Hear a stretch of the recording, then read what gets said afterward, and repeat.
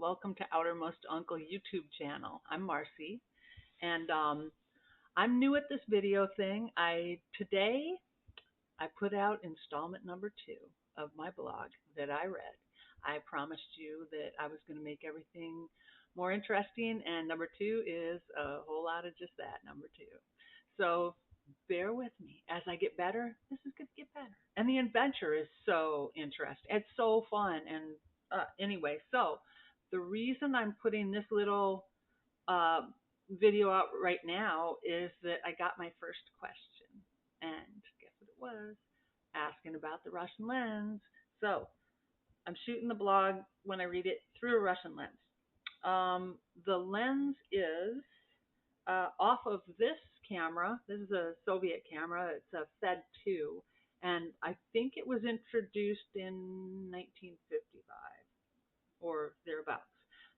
So this beautiful little Tommy cam, I took the lens off, and I'm using a micro four thirds camera, and I'm using my Olympus OMD EM10 Mark II for you guys.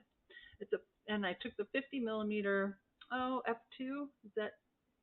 Yeah, I think it's an f2 off the Fed, and I have an adapter, a Fotodiox adapter for it for my micro four thirds. So that is how I'm shooting through the Russian lens today. I've tried a few other lenses. I've tried some Exacta lenses, weren't exactly Russian, but they were the right era, Cold War-ish, but this one seems to be, I like it. And I'll stick with it for a little while. I have some others that I'll try, and as I get further into this, I'll talk about them a little bit more and maybe go through some other camera stuff.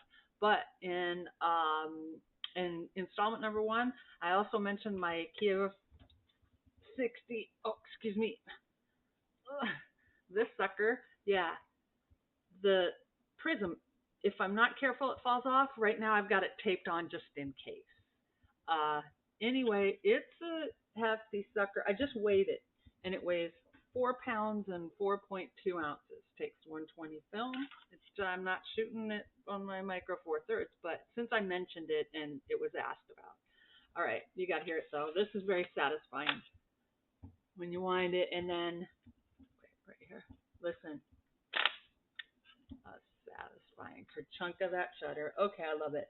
So along with messing with my the micro four thirds digital video, I use a quick release thing, and I for my tripod, and I have to finagle the bottom a little bit with the coin, and so everything about this adventure is coincidence.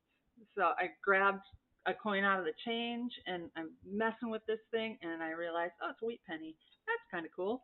And then I flipped it over and looked at it, and it is from 1958. It was just like, oh, that's the year my uncle disappeared, the person who the story is all about. It's just kind of weird.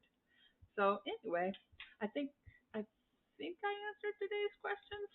If you have any more, let me know. I'll be excited to hear from you. All right.